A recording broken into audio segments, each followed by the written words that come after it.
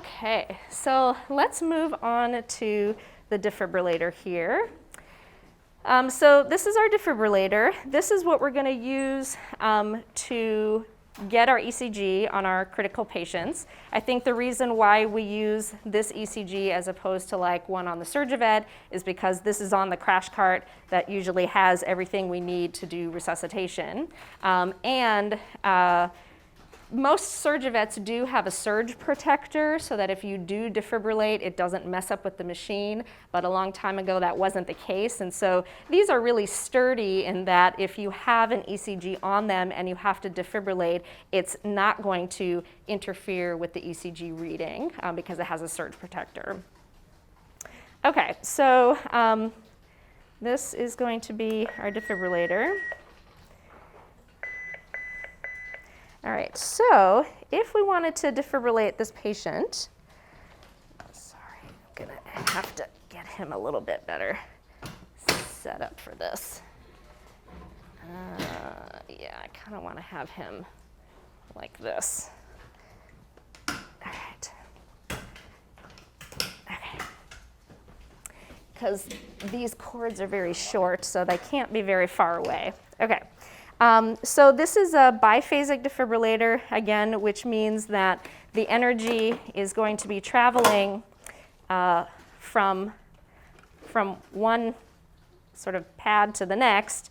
So for half the time, it goes from here to here, and then for the second half of the timing of the charge, it travels from here to here. And that's supposed to provide a more equal energy delivery to the cardiac myocytes. And so you're going to choose your energy delivery based on the size of your patient. For a biphasic defibrillator, you can start from 2 to 4 joules per kilogram.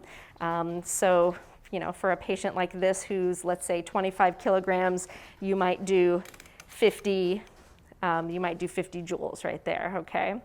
And then each defibrillator, regardless of brand, is going to have kind of similar knobology, meaning that you will be able to select your energy on the machine, and then you'll be able to charge either by using the paddles or by pressing a button on the machine, and then you can discharge by pressing the buttons here.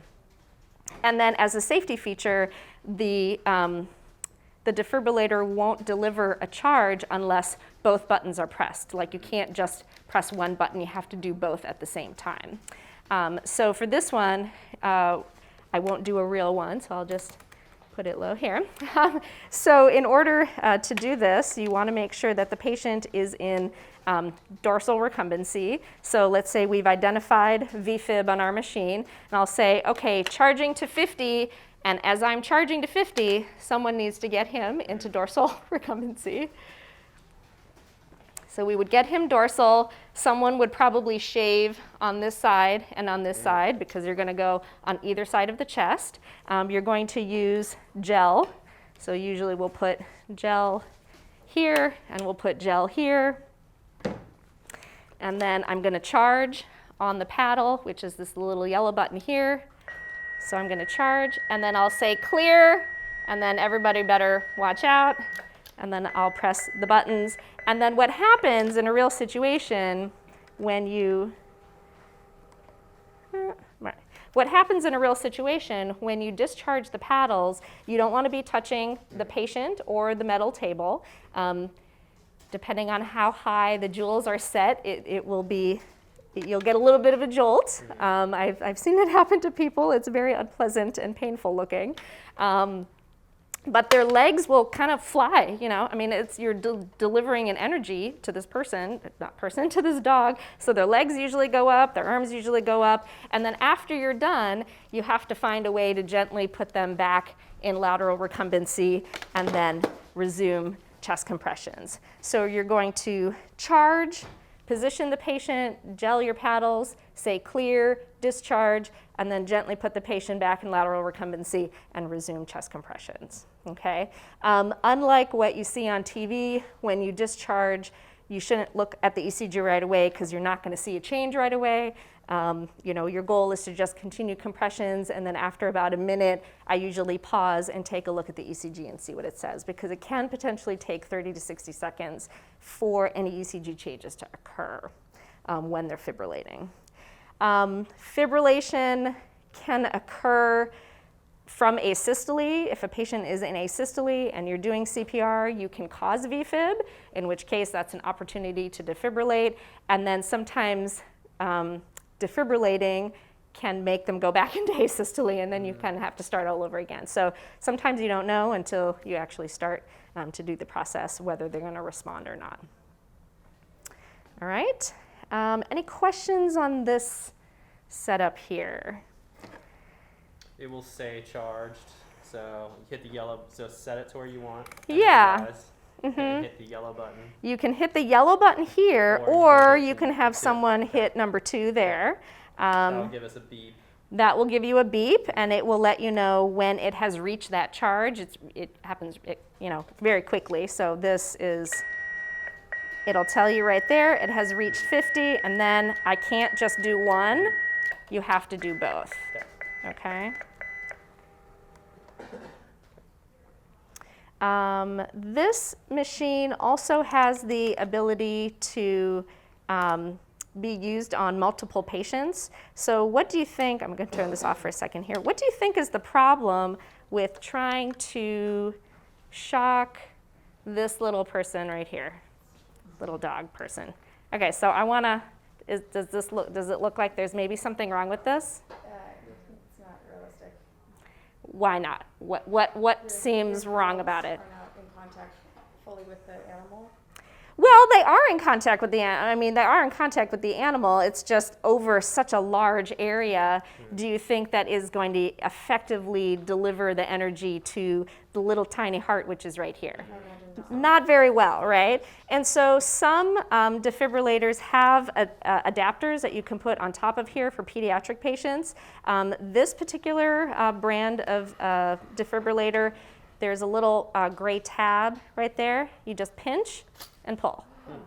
And what does it reveal? Yeah, and you just use this, right? If you guys want to play with this, you're certainly welcome to do that after we're done. But each one, so just remember, it's hidden under there. So it's really nice. So yes, for a tiny patient, tiny surface area. Big patient, normal surface area.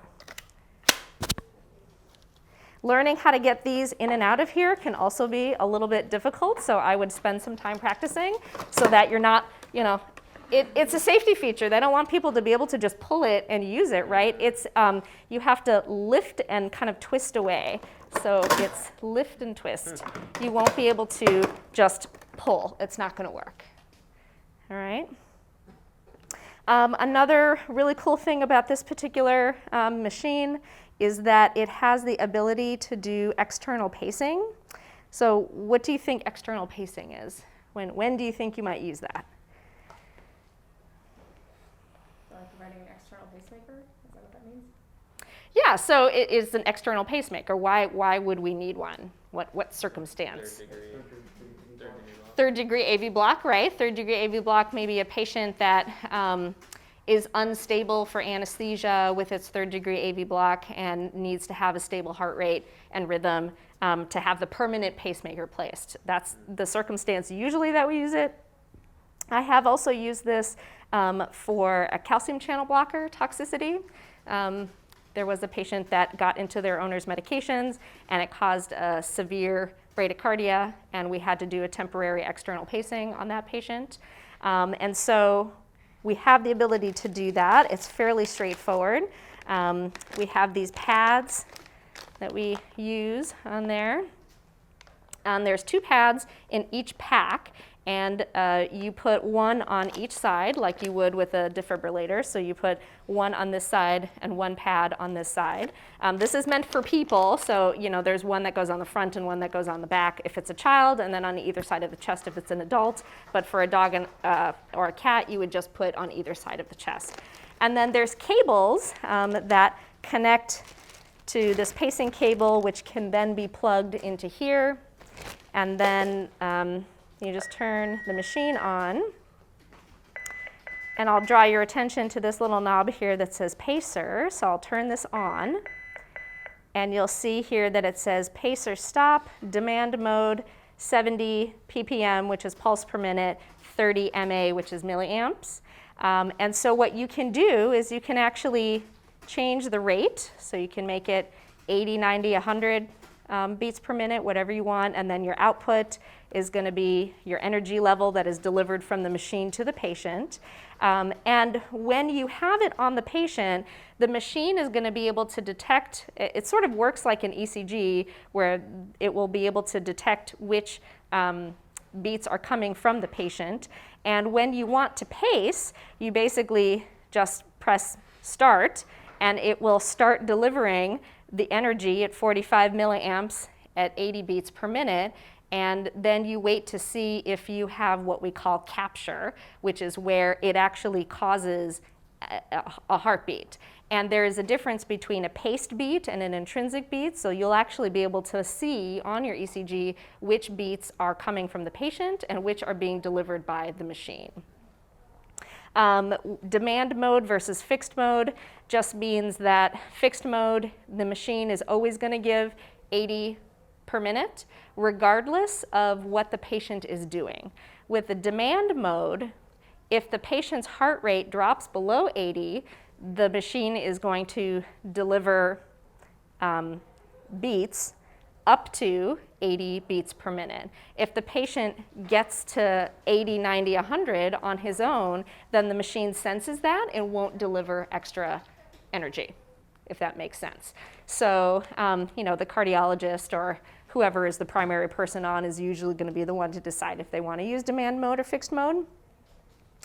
So let's say that this was a patient with third-degree AV block and you needed to take him to the OR to place a permanent pacemaker. You just slap this on him and start it? How do you think he's going to respond to this situation? Do you think that it is comfortable or uncomfortable? Uncomfortable. Quite uncomfortable, yeah. So usually these patients have to be heavily sedated, and then you sort of test whether it's going to work, and then when you know it's working, then you actually have to quickly get them to a plane of anesthesia where they don't really feel it, because it is quite uncomfortable, yes. So that's just something to consider. Do your patients have to be in a certain position in order to use the external pacemaker, or any position? I don't think necessarily they have to be in any position. It's possible that if you change positions too much, you might lose capture, and you'll see that, because then they won't be getting their paced beats. But generally, lateral or dorsal recumbency, it should be able to work, yeah. And are the joules per kg the same as the defibrillator, 2 to 4? No, this is a different energy unit. This is milliamps, and this is joules. So this is actually much, much lower than the joules. I don't know what the exact conversion is.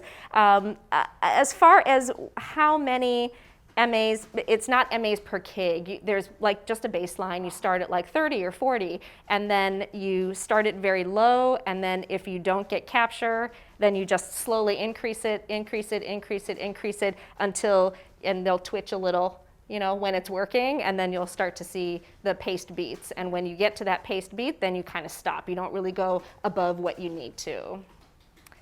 And it can potentially change depending on their recumbency and things like that. So, yeah. All right, excellent. Well, thank you so much. And you guys can stay on and play with the machine a little bit, okay?